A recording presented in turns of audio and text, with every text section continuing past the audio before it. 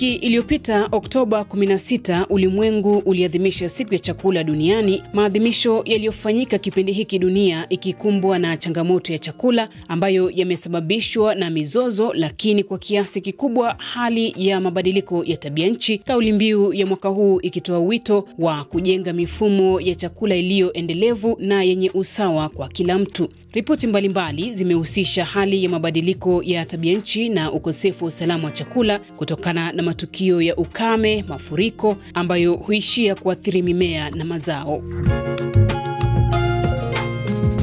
Kwa kuanza makala haya, tuisikilize kauli yake Katibu Mkuu wa Umoja wa Mataifa Antonio Guterres wakati wa maadhimisho hayo. 8 years ago, in a world ravaged by war, miaka 80 iliyopita katika ulimwengu uliogubikwa na vita, nchi zilikuja pamoja kuishinda njaa. Tangu wakati huo dunia imepiga hatua kubwa, lakini migogoro inayoshuhudiwa kwa sasa inaonyesha kuwa hatuwezi kulegea ikiwa tunataka kulinda mafanikio hayo. Tuna maarifa na rasilimali ya kumaliza njaa na kuzalisha chakula kizuri chenye afya kwa wote. Tunachohitaji ni umoja. Leo kote ulimwenguni watu milioni 673 bado wanalala njaa kila siku. Changamoto mpya zimeibuka kutoka kwa unene wa kupindukia hadi majanga yanayosababishwa na mabadiliko ya hali ya hewa yanayotishia usalama wa chakula. Kauli mbiu ya mwaka huu inaenda sambamba na vipaumbele vilivyotolewa na nchi katika mkutano wa kuhifadhi mifuko ya chakula mwezi Julai. Hebu tuje pamoja kwa mara nyingine tena ili kujenga mifumo ya chakula inayolisha watu na kulinda sayari yetu. and protect the planet. Kwenye laini ya simu nimemshirikisha Bwana Pole Kisangula, ni katibu mtendaji wa shirika la Mapendo Bank Alimentaire, shirika ambalo linajihusisha na ukusanyaji wa bidhaa ya vyakula ili kuzisambaza kwa watu wanaohitaji nchini DRC. Katika maadhimisho ya siku ya chakula duniani, shirika hili lilizindua ripoti yao ya miaka 5 tangu lilipoundwa, na hapa Bwana Kisangula anaanza kwa kueleza changamoto ambayo kama shirika wameiona inayochangia ukosefu wa usalama wa chakula. Changamoto ziko nyingi sana kupitia ukosefu wa chakula kwa raia wa DRC. Ya kwanza, unajua hali ambayo tunakuwa ndani, wa ndugu yetu ya ngambo ya este wanakuwa na shida ya ukosefu wa usalama. Changamoto ya pili, unajua kwamba raia wa Kongo hawakupata mafunzo, maadibisho kamili kwa kuheshimu mazingira. Walikata miti hovyo hovyo, wanajenga hovyo hovyo. Sasa inatuma tunakuwa na siku nyingi sana za jua kuliko siku za mvua kunyesha, na inafaa udongo inakuwa mbovu sana. Sasa matunda ya mashamba haziko tena nyingi kama vile mbele. Tatizo ya tatu pia inakuwa kama vile ndani ya Republika ya Kidemokrasia ya Kongo hakuna initiative ya kusema kuweka walimaji pamoja, kuwasaidia kuangalia mbinu ya kupiganisha hizo tatizo za kukosa chakula. Na labda Bwana Kisangula, kama shirika, ni kwa nini mnahisi serikali inafaa kulichukulia kama swala la dharura au ukosefu wa usalama wa chakula? Kwanza, unajua kama ndugu yangu, hiyo ni gharama kabisa ya serikali. Kwa kuwa serikali kama vile mzazi anapaswa kupiganisha ile hali ya ukosefu wa chakula kwa ajili ya raia wake. Ile ni jukumu kabisa ya serikali, na kama sisi tunafikia kupiganisha hiyo hali ni kufatana na upungufu wa ngambo ya serikali. Haipiganishe hiyo hali, haitatue tatizo ambazo tunakuwa nazo. Kwa hiyo tunasema basi sisi kama vile Mapendo Bank Alimentaire tutajikaza kupima kufanya sensibilisation wa ndugu zetu wananchi wa Kongo ambao wanaishi pa Kinshasa. Tupime kuwaonesha namna gani tunaweza kugombanisha ile hali ya ukosefu wa chakula, kwa sababu kunakuwa mara kwa mara ndani ya supermarket chakula zimoja wanatupa kwenye yalala. Sisi kwetu tunaona kama hiyo ni kukosea, kwa kuwa kuna watu ambao wanahitaji hiyo chakula ambayo inatupwa.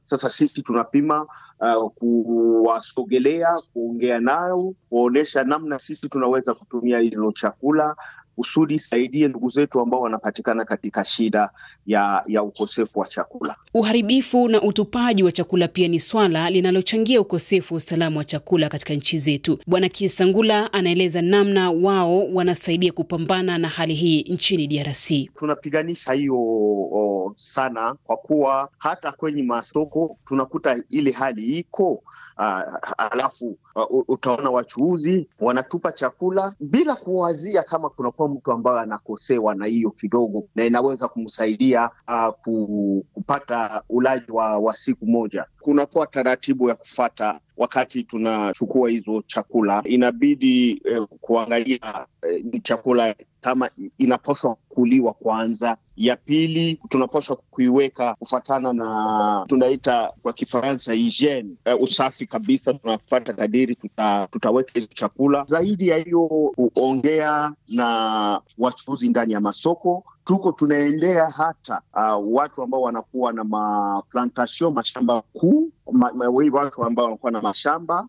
Tunaendea masupermarket ili nao kuwaonya, kuangalia namna wanaweza kuwa na tuwekea pembeni hizo chakula ambazo zinakuwa karibu kumaliza miaka, lakini zinaweza zikawa zikakuliwa bila tatizo yoyote. Msikilizaji, juhudi za kuhakikisha dunia inakuwa na usalama wa chakula inaanza na jamii zetu. Nimezungumza na msikilizaji wetu wa RFI Kiswahili, Mzee Mkonta Gabriel, na nilitaka tu kufahamu mtazamo wake kuhusu hali ya chakula nchini mwake. Ni vigumu sana sasa hivi kwa sababu kwanza ukiangalia vita ama mizozo, nao ni sababu nyingine moja wapo. Na isitoshe walio wengi watupende kufanya kazi ya kilimo tena. Walaji wanakuwa ni wengi, wakulima wanakuwa ni wadogo. Na ukiangalia upande mwingine, elimu sisi kwa wananchi ni ndogo, na hii naweza nikasema nao ni sababu nyingine moja wapo. Walio wengi hatufahamu tena akiba. Nayo naweza nikasema nao ni chanzo ama tatizo nyingine moja wapo hili. Unahisi vijana wanakumbatia kazi za kilimo kusaidia serikali kufanikisha hili? Vijana walio wengi wao wapendi kufanya hiyo kazi, na wanasema ni kazi ya watu wenye maisha ya chini, na walio wengi waliobatika kusoma wanakaa wanasubiri ajira kutoka kwa serikali. Vijana wengi, mfano kama hapa kwetu, tarafa langu ni tarafa moja wapo limekuwa limetegemewa kulisha matarafa mengine, lakini sasa hivi tunapozungumza tarafa langu limekuwa ni tarafa la kusubiri misaada kutoka nje ya matarafa mengine ili tuone ni jinsi gani tunaweza kupata chakula. Hatua zipi labda serikali zinaweza kuchukua kuhakikisha mataifa yetu ya Afrika yana chakula cha kutosha ili kupambana na ukosefu wa usalama wa chakula?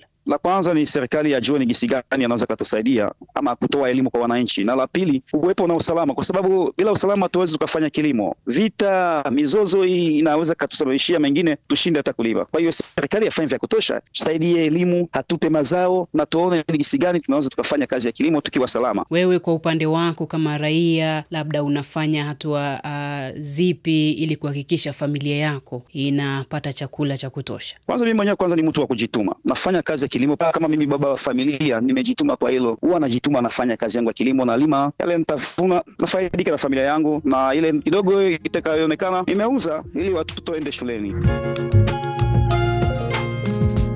Daktari Christopher Mtungi ni mtaalamu wa masuala ya upotevu na uharibifu wa chakula. Anasema kila mtu ana wajibu wa kuhakikisha tuna chakula cha kutosha. Ni wajibu wa kila mtu kuhakikisha kwamba tumezalisha chakula cha kutosha. Na ni kweli kabisa ile njia ama ule mwelekeo tunachukua sasa ni kwamba wakulima wafuate kilimo endelevu.